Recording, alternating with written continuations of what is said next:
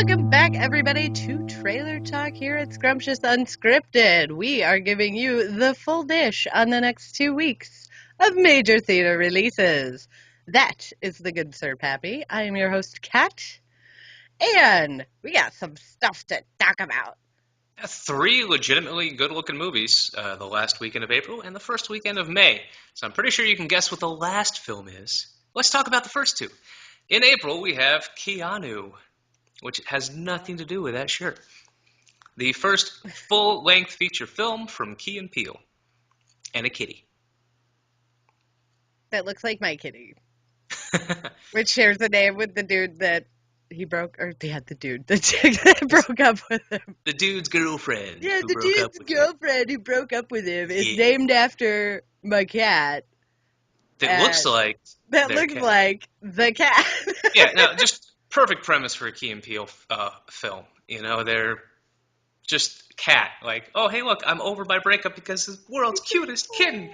And then the house gets broken into and the kitten is stolen, and now they're on a journey to find and get Keanu back because apparently Keanu is now thug life. Hanging out with Method Man. All thug life. It's exactly what you think it's going to be, and I couldn't recommend it enough. It looks hilarious. It looks fun. And anyone who's enjoyed their sketch comedy show knows what they're going to get into. Yeah. So the other option, it's a wide release that actually I didn't even hear about until we went, sifting through the internet. Took out our magic trailer sifter and went panning for gold. Green Room, that actually has Patrick Stewart doing a little bit of the Robin Williams, towards the end of his career where he played evil, Yeah, dangerous, really mysterious. dark characters. Yeah. So it's just a underground punk band not doing too well, and they book a gig in the middle of nowhere, and something goes wrong, and now they're fighting for their lives. And if you want to watch a trailer, I suggest, after having watched both, watch the Red Band. Not only does it tell you more without spoiling anything, it gives you a much better idea of whether or not you're going to enjoy the film. Yeah, it looks dark, it looks brutal. I mean, this is one of those where just from the Red Band, I would borderline it on like really gritty claustrophobe suspense slash like torture porn. When someone's broken a light fixture and is ready to stab somebody with it, you know it's going to be dark. And it also has one of my favorite Hollywood names, literally, Imogen Poots, which I don't know why I giggle, but it's because I have the mind of a 5-year-old. I know, my inner 5-year-old was just like, hee, Poots. Yeah, good actress, though. And the movie looks good. It looks very dark, though. So don't go if you're not a fan of some potential body horror kind of moments. Yeah, no, it definitely has that vibe, that torture porny vibe, which is not for everybody. But oh man, does For it look us, good? we're Yeah, Terrence. like for twisted people like ourselves, man, this looks great. Like, Yeah. And that should tide you over until the summer blockbuster season beginning. Batman versus starting Superman. to get it in the frame. She's so busy showing off she didn't hear my terrible. Captain America Civil War, starring anyone and everyone who's been in a Marvel movie. And there's always the rumors on top of that, oh, we might see Daredevil or Jessica Jones or Luke Cage in the background. I doubt it, but that would be cool. But everything's going to get tied together. Bystanders like sipping coffee in the background. That's how I would put them in there. Or Jessica Jones and Luke Cage just holding hands, walking through the park in the background somewhere. Yeah. It's going to be exactly what you want it to be.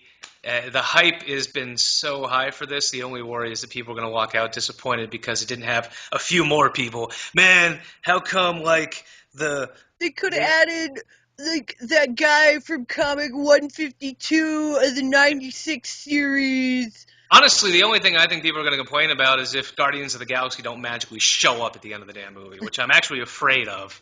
But I have a feeling it's going to be one of those where you're expecting so much. It's going to be a 2.5-hour action film. It's going to be 2.5 hours of mostly action from the looks of things, because we need to cram in all the existing characters. We're throwing in Spider-Man. We're throwing in that Black Panther. They're going to have, like Ant-Man a little expanded in there.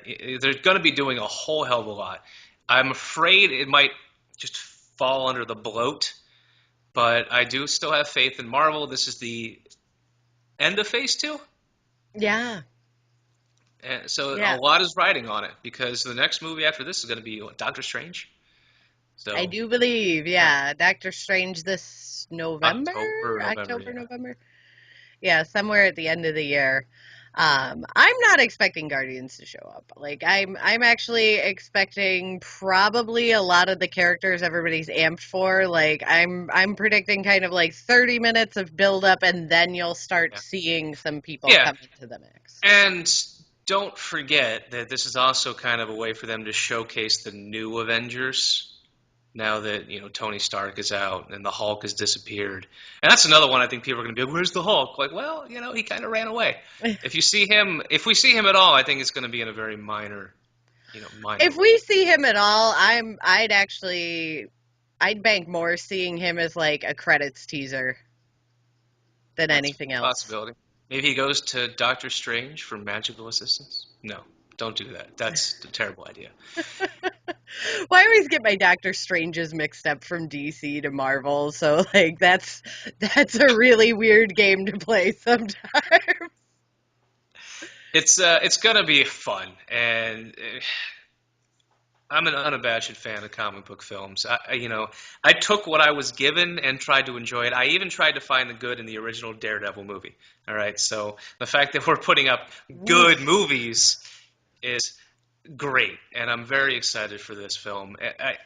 You're gonna watch it if you're even thinking about it. If it's on your radar, you're gonna go see it. The question is just gonna be: do you fight the crowds Thursday night or Friday, or do you try and wait a week or even like midweek? That's the only thing in most people's minds is not are they gonna see it? It's It's when. when, yeah. Yeah, no, I think this is going to be a moneymaker, and there's a lot of people saying, like, oh, well, Marvel's due for a flop. I just don't think that this is going to be Yeah. it. As somebody who watched Daredevil season 2 in 24 hours, I paused for sleep. Marvel is not yet saturated themselves to where they're putting out inferior product. So I don't think that's going to be an issue. And I do think that other than the Jungle Book, this is the only film poised to take down the other superhero movie that came out a month before, which is Batman Superman. So there's a very real possibility that we could see this superhero movie finally taking first place at the box office over the previous superhero movie release. It's very real. Oh, that's a rolling snowball. Also, side note, if you want a little more Marvel experience from us, you can go back and watch our box office brawl where we discuss the whole Team Cap versus Team Iron Man. Yeah, one of us is on the winning side.